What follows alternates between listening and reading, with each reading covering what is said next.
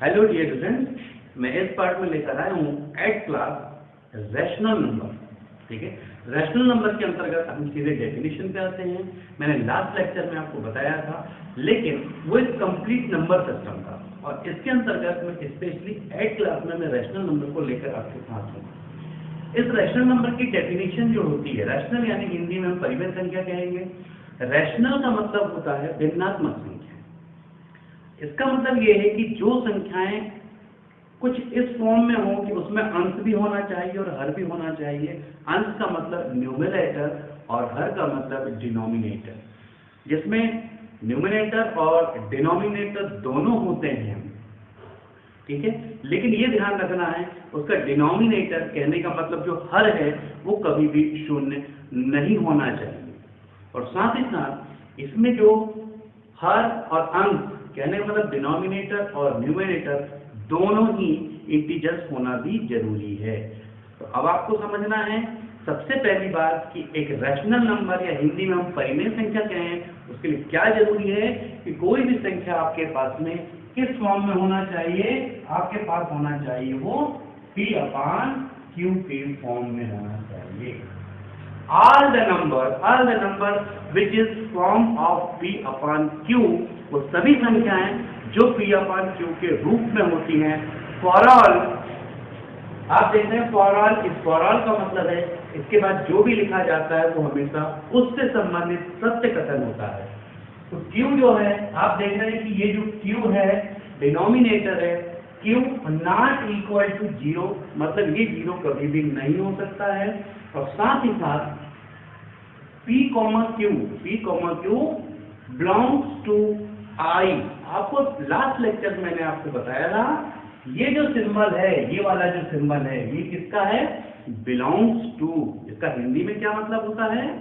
शामिल होना। यानी PQ बिलोंग्स टू I, और I का क्या मतलब था? इस I का मतलब था इंटीजर। हिंदी में हम कहते हैं पूर्णांक, यानी ये पूरा पूरा होना चाहिए। ठीक है, जैसे इसका अंश है या हर है, तो अंश 1 2 3 4 कुछ भी हो सकता है। इसका जो हर है जीरो को छोड़कर कुछ भी हो सकता है। ठीक है, लेकिन ये भी ध्यान रखना है कि हमको पॉइंट में नहीं लेना है। अंश और हर को पॉइंट में नहीं लेना है, और यदि ऐसा है तो हम उसे चेंज करेंगे।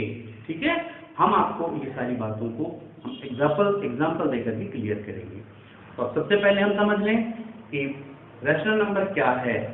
All the number which is form of P/Q, for all Q is not equal to 0 and PQ belongs to I is called rational number. Okay, is called rational number. हम इसको कहेंगे अब it's denoted by Q। इसे प्रदर्शित करने के लिए capital Q का उपयोग करते हैं, कैपिटल Q से रिप्रेजेंट करते हैं इसे। Capital Q is equal to, finally हम कह सकते हैं capital Q is equal to P/Q for all Q not equal to 0 and PQ belongs to I। ठीक है, ये थ्योरी और डेफिनेशन से। अब मैं यहाँ पे कराने जा रहा हूँ आपको कुछ प्रश्न, और इसके बारे में बहुत सारे महत्वपूर्ण तथ्य जो रैशनल नंबर के बारे में आपको पता होना बहुत जरूरी है।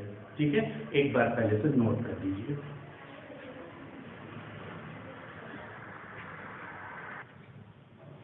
आपको मैंने अपने लास्ट लेक्चर में एक बात बताया था, रैशनल नंबर का यदि मैंने आपने फर्स्ट लेक्चर देखा है तो मेरी एक बात और क्लियर होगी आपको। ये सबसे पहले n 1 2 3 देयर इज इनफाइनाइट, आपको मालूम है कि ये था नेचुरल नंबर 1 to इनफाइनाइट। लेकिन इसके बाद आपने देखा था कि किस तरह से शून्य की खोज हुई थी, और जब शून्य की खोज हुई थी इसे इसमें शामिल कर लिया गया था, तो शून्य को मिलाकर कंप्लीटली ये कहलाया था होल नंबर। अब आप देखेंगे इसमें फिर आपने देखा था कि कुछ ऋणात्मक संख्याएं शामिल नहीं थी, और जब उनको भी शामिल किया -1 -2 माइनस इनफाइनाइट, तब आपने देखा कि ये बन गया था इंटीजर।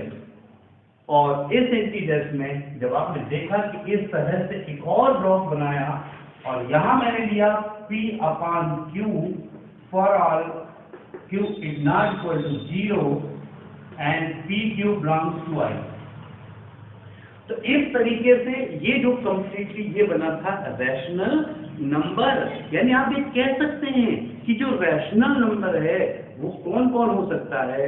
एक देखिए n is subset of w, w is subset of I and I is subset of q। q कहने का मतलब ये है रैशनल। तो कहने का मतलब यहाँ एक्स लेवल है। जब मैंने एक शब्द आपसे कहा है सबसेट, तो ये हो सकता है कि आप समझने में थोड़ी तकलीफ हो, लेकिन मैं आपको बताना चाहता हूं। सबसेट यानी होता है हिंदी में उप समुच्चय। उप समुच्चय का क्या मतलब है? उप समुच्चय का ये मतलब होता है कि जैसे कि एक छोटा सा एग्जांपल लेकर चलते हैं। आपके परिवार में, मैं अपने अपने परिवार के बारे में सोचना, ठीक है ना। आप एक काम करें, अपने परिवार को एक नाम दे दें F, कैपिटल F नाम दे दें, इज इक्वल टू सर्पाकार कोष्ठक में आप अपने परिवार में जो सदस्य है ना, अब उन सदस्यों में एक काम करें, दादाजी का नाम, दादी जी का, ठीक है, नाना नानी मामा चाची, जो भी आपके फैमिली में है खानदान में, उनको आप उनका नाम जरूर कीजिए, भाई बहन सबके नाम। मान लो ऐसे मिलाकर के टोटल 11 सदस्य आपके घर में हैं। टोटल कितने सदस्य हैं? 11 सदस्य हैं। वो आपके लिए एक फैमिली बन गई, वो है कैपिटल F। ये बात क्लियर हुई पहले? ठीक है। अब एक काम करते हैं, इनमें से मान लो आपके पापा का जॉब जबलपुर में हो जाए। अब जबलपुर में हो जाने की वजह से पापा, मम्मी, आप और आपके भाई यानी 4 सदस्य जो हैं, अब ये कहाँ रह रहे हैं? मान लें जबलपुर में रह रहे हैं। तो वहां पर ये 4 लोगों का कलेक्शन बना कि नहीं बना? लेकिन ये 4 लोग किस फैमिली से थे? उसी फैमिली से थे। और ये 4 लोगों का एक नया नाम अभी मैंने P दे दिया। यदि मैंने P दे दिया, P और सर्पाकार कोष्ठक में, ओके, इसमें यदि मैंने आपके पापा का नाम, मम्मी का नाम, आपका नाम, आपके भाई या बहन का नाम लिख दिया, तो ये सब कहां से आए हैं? ये आए उस फैमिली से है ना। तो ये जो कलेक्शन बना है, ये उस फैमिली के लिए क्या होगा? उप समुच्चय होगा, ये सबसेट होगा। तो बिल्कुल वैसे ही आप गौर से देखो, ये जो बड़ा गोला है आपका, ये जो बड़ा गोला, ये बड़ी फैमिली है ना, और उस बड़ी फैमिली के अंदर ये शामिल है, इसलिए सारे के सारे क्या होंगे? क्योंकि सबसेट होंगे, उप समुच्चय होंगे। आप देखो यहां गौर से देखना, n जो है, n में 0 जोड़ा था तब जाके बना था क्या? W। तो n W का है, W I का है, I Q का है, ठीक है। तो सीधा सा कहने का मतलब है, इतना समझाने का मेरा ये बस मतलब है, कुछ राइटर्स और कुछ बुक में आप ये भी पढ़ेंगे कि जो Q है उसकी एक डेफिनेशन और होती है। Rational number is the collection of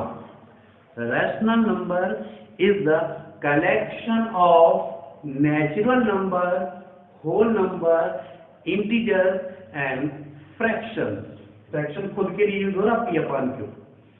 तो बोलिए पहला था, बोलिए पर rational number is the collection of natural number, whole number, integers and fraction. Okay, तो इसकी एक नई परिभाषा ये भी है और आप ये लिखेंगे और लिखकर मुझे व्हाट्सएप पर भेजेंगे, ठीक है।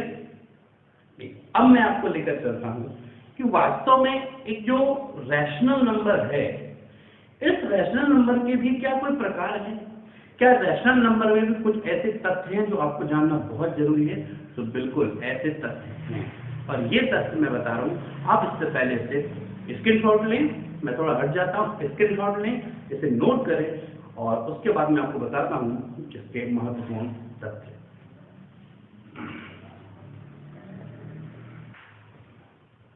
आप देख सकते हैं मैंने जो डेफिनेशन कहा है वो डेफिनेशन है, rational number is the collection of natural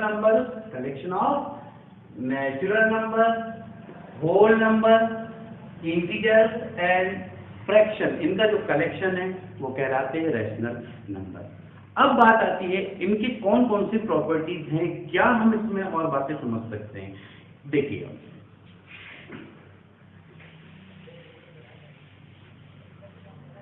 मैं आपको बताना चाहूंगा, एक जो रैशनल नंबर है, रैशनल नंबर में भी यदि आप देखते हैं तो एक होता है proper rational number, simple rational number, लेकिन जो प्रॉपर आता है, प्रॉपर शब्द यदि आ जा रहा है तो ये भी एक कहीं ना कहीं आपको समझने वाली बात है। Proper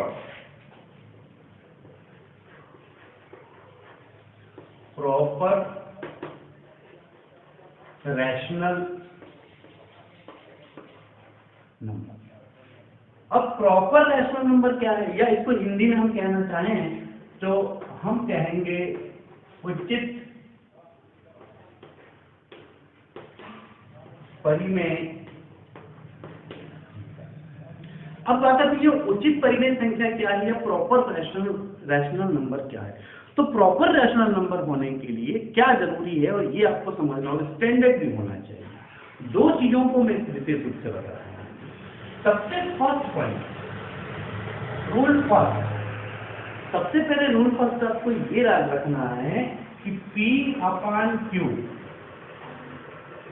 Q is equal to आपके पास क्या है, P upon Q।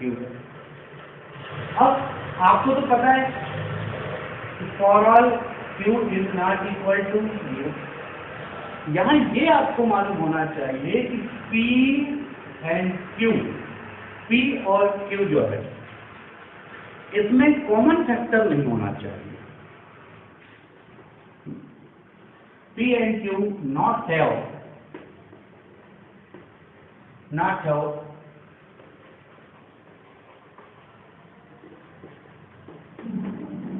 Common factor. अब बात आती होगी कि क्या मैंने लिखा है, P Q not have common factor.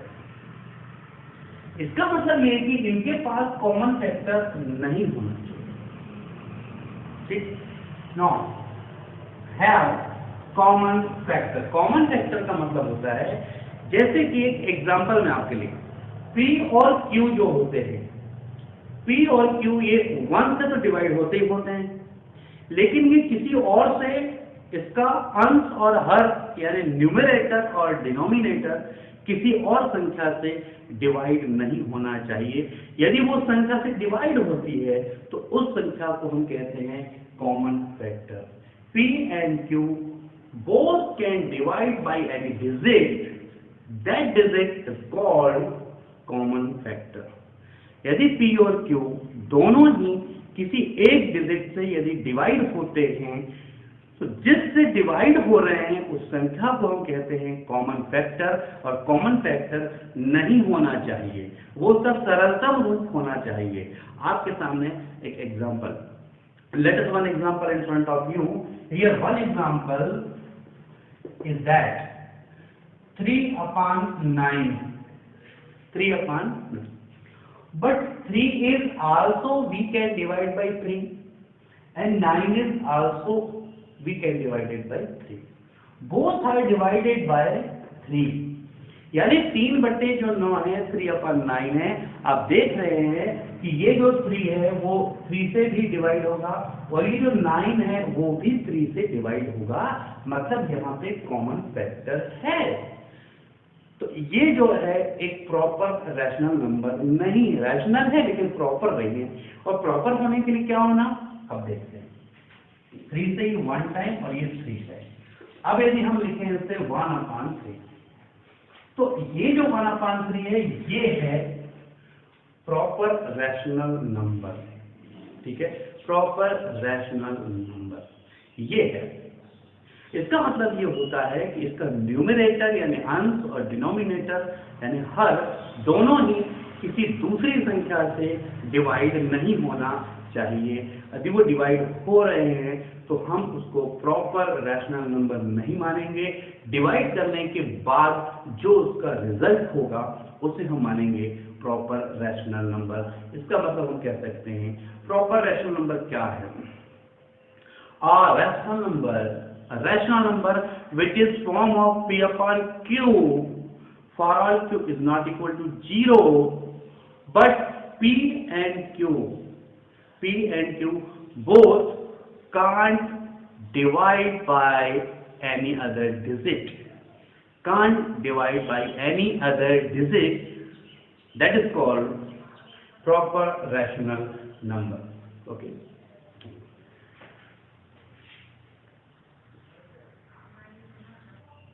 एक क्वेश्चन आपके सामने यहाँ है और आप देख रहे हैं इस क्वेश्चन को कि बोर्ड पर आप एक क्वेश्चन देख रहे हैं। ये क्वेश्चन है 5 इज रैशनल नंबर यस और नॉट। 5 जो है वो एक रैशनल नंबर है, हाँ या नहीं, हाँ तो क्यों और नहीं तो क्यों नहीं। तो बात को समझें। Here 5 we can write 5 upon 1, so here it is form of p upon q, ये p upon q के फॉर्म में आ गया। And here also q is not equal to 0, तो यहाँ क्या लिखा है आपका 1 लिखा है ना, इसका मतलब ये रैशनल नंबर है। 5 upon 1 is also a rational number। अब बोर्ड पे सेकंड क्वेश्चन आप देख रहे हैं 0.25 इज रैशनल नंबर यस और नॉट एंड व्हाई। तो अब हमको ये देखना है यहाँ पर कि 0.25 ये एक रैशनल नंबर है या नहीं है। तो हम क्या लिखेंगे 0.25 ये जो पॉइंट है, इस पॉइंट के बदले में आप देखेंगे यहाँ हम 1 लिख सकते हैं और ये कितने डिजिट हैं 2 डिजिट हैं। We can write 2 times 0 and here 25 1 and 25 4, so we can write 1 upon 4. Any digit, any number given in your question, but you can write in the form of p upon q, so that is also rational number। यानी आपके पास कोई भी संख्या दी हो उसे p upon q के form में लिख सकते हैं, अंश और हर के रूप में लिख सकते हैं, न्यूमरेटर और डिनोमिनेटर के रूप में लिख सकते हैं, उसे परिमेय संख्या कहते हैं। आपने देखा कि 0.25 को हम लिख सकते थे 1 upon 4, तो ये एक p upon q इस फॉर्म में आया कि नहीं आया, आया ना। इसका मतलब 0.25 एक क्या है, ये एक रैशनल नंबर है। ठीक है, अब हम देख रहे हैं यहाँ पर हमें अब देखना है कि प्रॉपर्टी ऑफ रैशनल नंबर की कौन कौन सी प्रॉपर्टीज होती है, क्या क्या इसके गुण होते हैं, इसे देखना है। तो हमने हालांकि बहुत सारे पॉइंट्स को पहले बता चुका है, फिर भी एक बार बता रहा हूँ। Every fraction is a rational number. Every fraction का मतलब क्या होता है, अभी थोड़ी देर पहले मैंने आपको बताया था 0.25 वो एक फ्रैक्शन था। आपने देखा कि वो जो है कोई भी फ्रैक्शन होगा वो क्या होगा, रैशनल नंबर। 2/3, 4/3, 8/3 वो प्रॉपर हो या ना हो लेकिन रैशनल नंबर तो होगा ना। ठीक है, एवरी इंटीजर, तो मैंने इंटीजर्स में बताया कि जैसे आपके लिए आपने 10, उसके नीचे कुछ नहीं है तो understood matter you can write 1, so here it is form of p upon q। तो एक इंटीजर जो होता है वो ऑलरेडी एक रैशनल नंबर होता है। अब बात आती है ये जो p upon q है इसका साइन क्या होगा, इसका साइन का मतलब इसका चिन्ह क्या होगा, भाई ये पॉजिटिव होगा या नेगेटिव होगा, ये प्लस हो सकता है या माइनस हो सकता है। तो कोई दिक्कत नहीं है, यदि p और q जो है इसका न्यूमरेटर p और डिनोमिनेटर q, यदि दोनों सेम साइन के होंगे, दोनों का चिन्ह यदि एक जैसा होगा तो दोनों के चिन्ह एक दूसरे से कैंसिल होंगे, तो फाइनली में क्या होगा, पॉजिटिव। तो p upon q पॉजिटिव कैसे होगा, इस बात को थोड़ा समझिए। देखिए p upon q के रूप में कोई भी संख्या -1/-8 एग्जाम्पल लिया मैंने, ये माइनस माइनस सेम है ना, सेम है तो ये कैंसिल होगा और ये होगा 1/8। सही मायने में ऐसे कैंसिल नहीं होता है, मैं आपको बता दूं। इसमें -1 का मल्टीप्लाई करना पड़ता है इसके न्यूमरेटर में भी और डिनोमिनेटर में भी। सिंबल काट देते हैं, अलग बात है कि हम अपनी सुविधा के लिए फटाक से काट देते हैं, लेकिन आपको एक रूल्स पता होना चाहिए। किसी ने भी पूछ लिया कि कटता है क्या, आप बोलेंगे नहीं, ये जवाब आपका गलत होगा। आपको बताना पड़ेगा कि -1 से मल्टीप्लाई करते हैं। ये अलग बात है कि हम अपनी सुविधा के लिए ऐसा कर लेते हैं, ठीक है। पर देखिए माइनस माइनस है तो ये टोटल क्या आया आपका, पॉजिटिव आया, है ना। और यदि ये पहले से ही मान लो पहले से पॉजिटिव होता, दोनों पहले से ही पॉजिटिव होते तो भी क्या होता 1/8। तो P/Q पॉजिटिव होता है, पर कब, जब P और Q दोनों अलग अलग या तो निगेटिव हो या तो दोनों अलग अलग पॉजिटिव हो। देखो P/Q क्या होगा, पॉजिटिव। कब होगा, यानी यदि PQ बोथ यानी दोनों आर पॉजिटिव और नेगेटिव, ठीक। दोनों पॉजिटिव हो या तो दोनों क्या हो, नेगेटिव, दोनों पॉजिटिव या दोनों नेगेटिव। तो ऐसी स्थिति में जो फाइनली हमारे पास रैशनल नंबर होगा वो पॉजिटिव होगा। अच्छा नेगेटिव, ये P/Q नेगेटिव है, इसका मतलब है कि P और Q इन दोनों में से कोई एक, any one of P and Q is negative है, ठीक है, ये नेगेटिव होगा। अगर एक नेगेटिव है तो ऑल ओवर नेगेटिव होगा। एग्जांपल ले लेते हैं।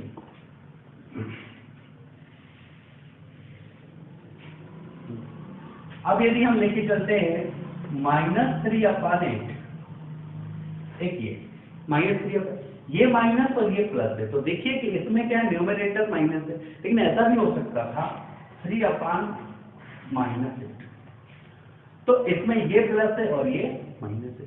और इन दोनों को हम एक साथ ऐसा भी लिख सकते हैं -3/8। इस 3/8 के टोटल के सामने क्या लगा है, माइनस लगा है, ये नेगेटिव कहता है। पर नेगेटिव कब होगा, जब न्यूमरेटर या डिनोमिनेटर में से कोई एक नेगेटिव होना चाहिए।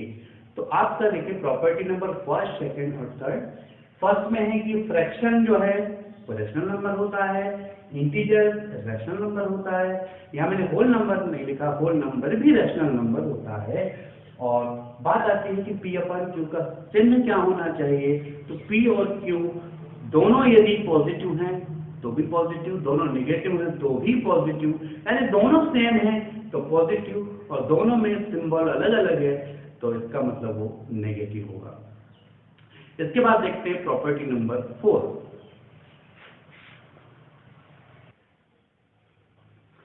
अब हमको देखना है इसके जो प्रॉपर्टी नंबर 4 है, और यदि आप एक नई संख्या को लाना चाहते हैं, to get a new rational number from given rational number, यानी आपके पास में एक रैशनल नंबर दिया हुआ है, ठीक है, और उसी रैशनल नंबर के इक्विवेलेंट आपको बहुत सारे रैशनल नंबर आपको लाने हैं।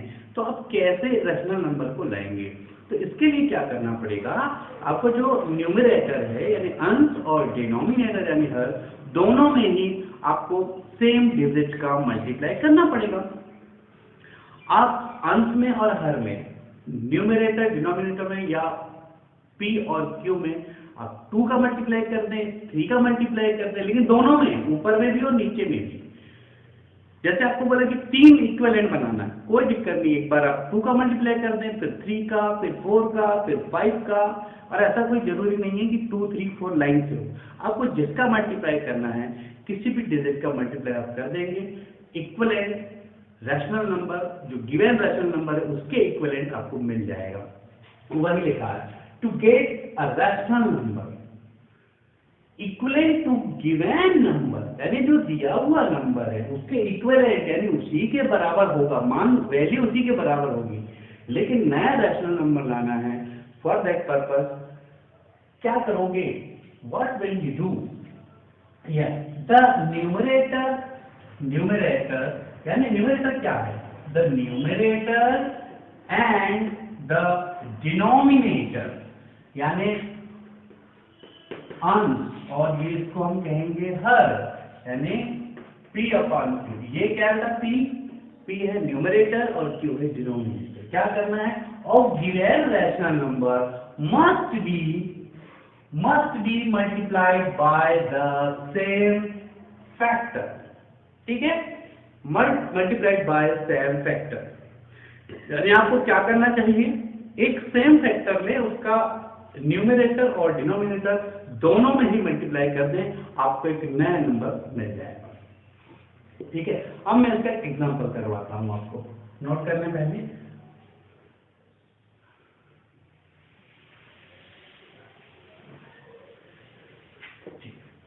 अब मैं लेकर चलता हूं आपके लिए एक एग्जांपल। जैसे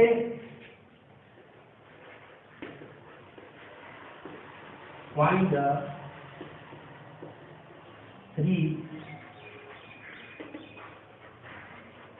equivalent, यहां में एग्जांपल देखते हैं हम। एग्जांपल की find the 3 equivalent rational number of 1/3। 1/3 जो है इसके तुल्य, इसके इक्विवेलेंट यानी इसके तुल्य आपको लेकर आना है कुछ रैशनल नंबर। बहुत सिंपल पॉइंट है। अब कैसे लाएंगे?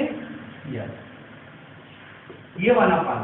आप एक काम करें, ये जो 1/3 तो आपके पास है ही है, इस 1/3 में मल्टीप्लाई कर दें, ऊपर 2 नीचे 2, सेम डिजिट का मल्टीप्लाई, 2 1 2, 2 3 6, ये आपके पास आ गए। सेकेंड, इसी प्रकार से हम लिख सकते हैं 1/3 इंटू, मैंने 3 3 का मल्टीप्लाई किया, 3 1 3, 3 3 9, ये मिल गया।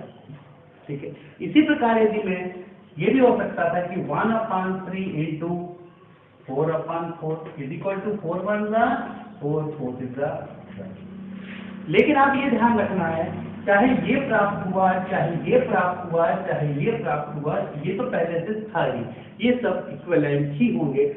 सो वी कैन राइट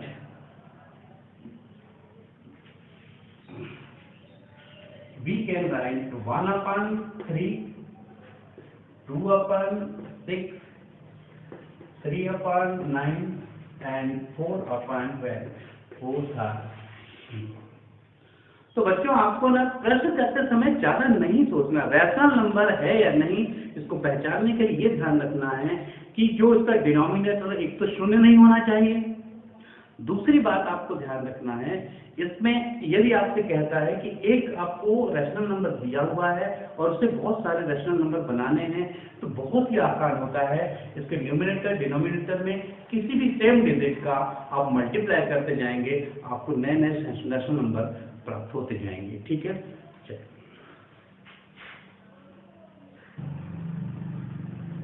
अब रूल नंबर 5 में हमको ये देखना है, rational number must not have common factor. इसका मतलब ये होता है कि जो रैशनल नंबर है उसको कॉमन फैक्टर नहीं होना चाहिए। 1 तो खैर होता ही होता है, लेकिन उसके अलावा दूसरे कॉमन फैक्टर नहीं होना चाहिए। कहने का मतलब ये है, यदि आपके पास एक एग्जांपल दिया है 5/10, तो ये प्रॉपर नहीं है, इसके पहले ही मैंने आपको बता चुका हूँ। फिर ये चूंकि रूल्स मैं लिख रहा हूँ, उस रूल्स में 5 रूल्स ये हैं, तो आप देखिए, या ये जो है 5 is divided by 5 and 10 is also divided by 5। इसका मतलब 5 और 10 दोनों ही 5 से डिवाइड होते हैं। तो ये जो 5 है, ये क्या है, ये क्या है, ये है आपका कॉमन फैक्टर। ऐसा नहीं होना चाहिए। तो आपको रैशनल नंबर जो है वो सिंपलेस्ट फॉर्म में होना चाहिए। सिंपलेस्ट फॉर्म में, इसका जो सिंपलेस्ट फॉर्म है 5 1 5, 5 2 10, इसका जो सिंपलेस्ट फॉर्म है वो होगा 1/2। Rule number 5 according to 8th class, 8वीं क्लास के हिसाब से अभी ये जो रूल्स हैं ये आपके लिए सफिशिएंट रूल्स हैं। अब मैं लेकर आऊंगा एनसीईआरटी बुक में एक्सरसाइज नंबर 1.1 और उसे कैसे सॉल्व करते हैं वो मेरे नेक्स्ट पीरियड में। बच्चों, मैं जान ही रहा हूँ, आपको ध्यान रखना है, ये जितना मैंने पढ़ाया है ये आपको एक नोटबुक तैयार करनी है और उस नोटबुक में ये सारा नोट्स तैयार करना है। ठीक है, मैं किसी भी स्टूडेंट के घर आ सकता हूँ, किसी भी स्टूडेंट के घर आने के बाद मैं पूछ सकता हूँ कि नोटबुक कहाँ है, और आपको ये जितने रूल्स मैंने सिखाए हैं ये आपको लर्न भी करने हैं। ये सारे रूल्स आपके लिखे भी होने चाहिए और लर्न भी होने चाहिए। मैं किसी भी समय आ सकता हूँ। ठीक है, आप ध्यान रखेंगे, मेरे लेक्चर के 24 घंटे के अंदर आपको ये सारे काम कर लेने हैं। ठीक है, यदि आप चाहते हैं कि लगातार वीडियो डले और बेहतर काम हो तो ये आपकी जिम्मेदारी है। आपने अपना काम बंद किया, मैं भी अपना काम बंद कर दूंगा। क्लियर? थैंक्स।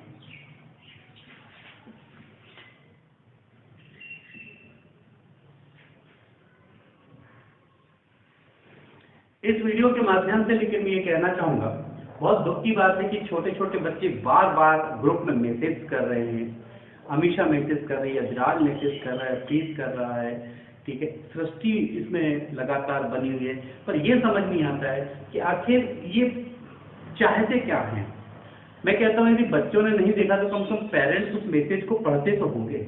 आपकी इतनी तो जिम्मेदारी बनती है पेरेंट्स होने के नाते कि स्कूल से जो ग्रुप बना हुआ है उस ग्रुप के सारे मैसेज को आप देखें। और जब आपसे बार बार ये कहा गया है कि हम ये ऑनलाइन क्लास स्टार्ट कर रहे हैं, यदि आपकी अनुमति हाँ हो या ना हो, बहुत दुख की बात है कि आप सभी चाहते हैं कि एक बच्चे को अच्छा एजुकेशन मिले, लेकिन जब कोई एजुकेशन देने में लगा है, वो अपना प्रयास घर बैठे कर रहा है, तो आप साथ नहीं दे रहे हैं। आप यदि अपने ही बच्चे के प्रति सजग नहीं होंगे तो आप दूसरे से उम्मीद क्या रखेंगे। इसलिए डियर पेरेंट्स, आपको सजग होना पड़ेगा। ये एक पहलू नहीं है, वो बच्चा हमारे लिए भी है, बच्चा आपके लिए भी है। यदि आप सोचते हैं कि किसी स्कूल में आपने एडमिशन करा दिया है और पूरी जिम्मेदारी वो स्कूल निभाएगा, पर ये भी ध्यान रखना है पिछले 3 महीने से बच्चा आपके पास है, फिर भी हम अपना प्रयास यथाशक्ति यथाज्ञान हम करेंगे।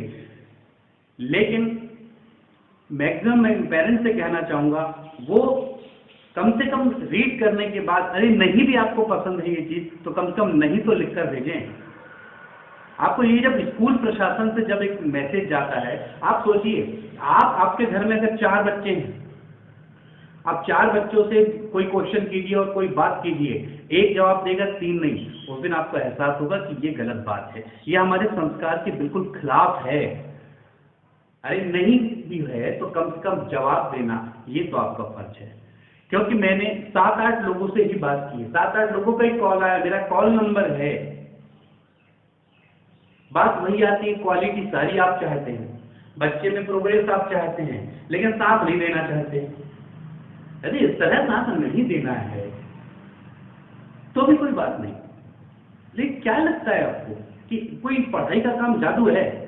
नहीं है। इसके लिए हार्डवर्क लगेगी, बच्चे को लगेगी, मुझे भी और आपको भी जिम्मेदारी, चाहे आप कितने भी बिजी क्यों ना हो, आप कितने भी बिजी होंगे लेकिन औलाद के काम से ज्यादा बिजी नहीं होंगे। इसलिए क्योंकि मेरी भी एक बिटिया है, मैं भी बिजी हूं, आप सब बिजी हैं। भगवान करे सबको सौरभ दे, आपको खुशियां दे, लेकिन अपने बच्चे के प्रति आप अगर सजग नहीं है तो किस दिन ऐसा ना हो कि हम बाद में पछताएं कि जब किसी ने हमसे कहा था तो हम उसका साथ नहीं दे रहे थे।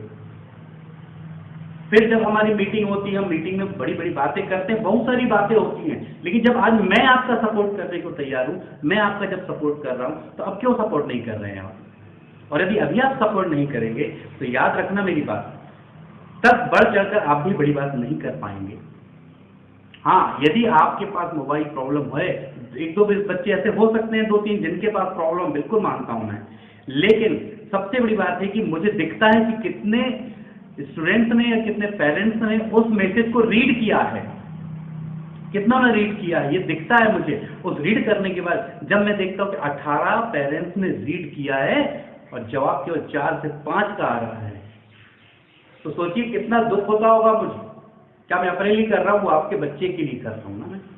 तो फिर क्या लगता है कि उन्हें मैं नॉलेज दे दूँ, ऐसे जादू से दे दूँ? कोई जादू की छड़ी किसी टीचर के पास नहीं होती है, वो अपने प्रयास कर सकता है, और उस प्रयास में अगर आप साथ हैं तो बेहतर है, नहीं है साथ हो। और बात रही बच्चों के बीच अगर जूम ऐप और YouTube, I have no problem, मुझे कोई प्रॉब्लम नहीं, आप जिससे भी चाहें, चाहे यूट्यूब से चाहें या जूम, आप जो बोलेंगे मेरे पास सब कुछ अवेलेबल है। लेकिन एक बात ध्यान रखना है, आपको लिखित में एक लेटर बनाएंगे और लिखेंगे कि हमें ऑनलाइन क्लास से किसी प्रकार की कोई प्रॉब्लम नहीं है, और लेकिन ये ध्यान रखना है कि उसमें आपको ये लिखना है कि यदि आपके लगातार ऑनलाइन क्लास चलने में यदि हमारा बच्चा, बालक बालिका, आपका नाम लिखना है, और यदि ये लगातार अटेंड नहीं करते हैं, उस वजह से यदि कोई क्लास होता है, तो वो जिम्मेदारी आपकी। हाँ, मैं जिम्मेदारी निभाऊंगा, समय समय पर मैं घर आऊंगा, आपके बच्चे की कॉपी भी चेक करूंगा, लेकिन मेरे से ज्यादा, क्योंकि आप रोज वहां हैं, आपके पास देखने के लिए 1 या 2 बच्चे हैं, जबकि मेरे पास देखने के लिए इतनी बहुत बड़ी भीड़ है, बहुत भीड़ है। लेकिन फिर भी मैं अपनी जिम्मेदारी निभाऊंगा, घर तक पहुंचूंगा। और दुख की बात यह है कि आपका सपोर्ट जब समय है अपने ही बच्चे के लिए नहीं है। मैं अपनी बात नहीं कर रहा हूँ, अपने ही बच्चे के लिए नहीं है। मैं इससे ज़्यादा कुछ नहीं कहना चाहूँगा। उसके बाद भी यदि आप लोग नहीं जाके, मेरे ख्याल से नेक्स्ट वीडियो मेरे एड क्लास में नहीं डलेंगे, क्योंकि 4-5 बच्चे, बहुत बहुत धन्यवाद बेटा आप लोगों को, बहुत बहुत धन्यवाद जो आप लोग काफ़ी सपोर्ट करने का प्रयास कर रहे हैं।